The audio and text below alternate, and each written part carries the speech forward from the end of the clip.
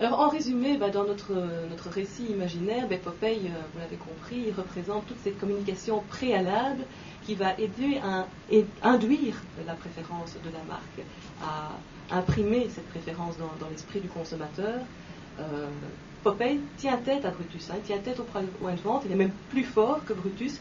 C'est Popeye qui va parler le mieux à Olive, c'est Popeye qui va gagner le cœur d'Olive.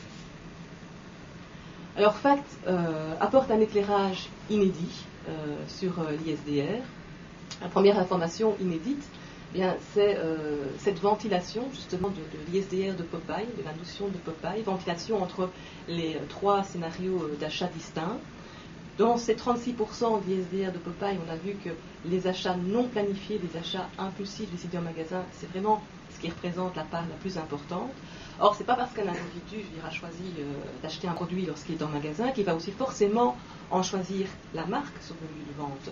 Il y a deux options. Soit il va s'orienter, comme Bart l'a expliqué, vers la marque habituelle, la marque qu'il a coutume d'acheter pour ce produit, soit il va s'orienter vers une autre marque qui va l'attirer dans les lumières.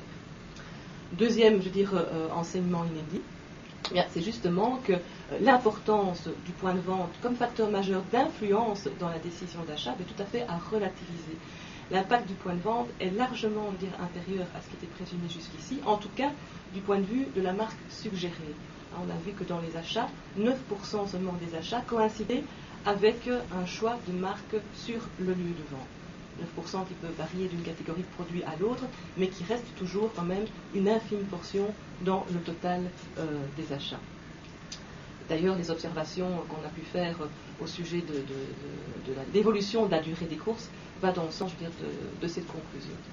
Alors, est-ce que ça veut dire que tout ce qui est fait sur le point de vente, finalement, ça ne sert à rien? Non, évidemment, on a vu que le point de vente était lui aussi efficace, mais l'efficacité, elle se situe surtout au niveau, de l'incitation des produits achetés. Donc l'incitation au niveau de la suggestion en fait, des achats non planifiés. Donc c'est important quand même à rappeler pour les distributeurs, si l'objectif pour la distribution c'est d'essayer d'influencer le consommateur au niveau de la marque, c'est peut-être une erreur. Tout ce qui peut arriver à un moment donné, c'est que le consommateur, s'il ne trouve pas rapidement, la marque préférée dans les rayons, il va vite être insatisfait, il va vite être mécontent. Mais en revanche, la distribution joue un rôle quand même assez essentiel dans les volumes achetés.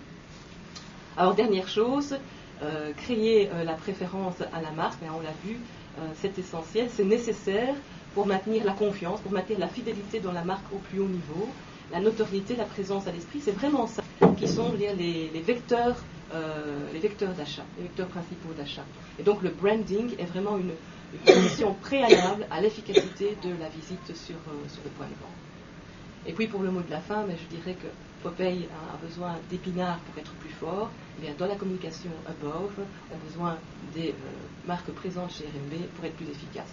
Ça, c'est le petit clin d'œil avant de vous remercier pour votre attention. Merci beaucoup.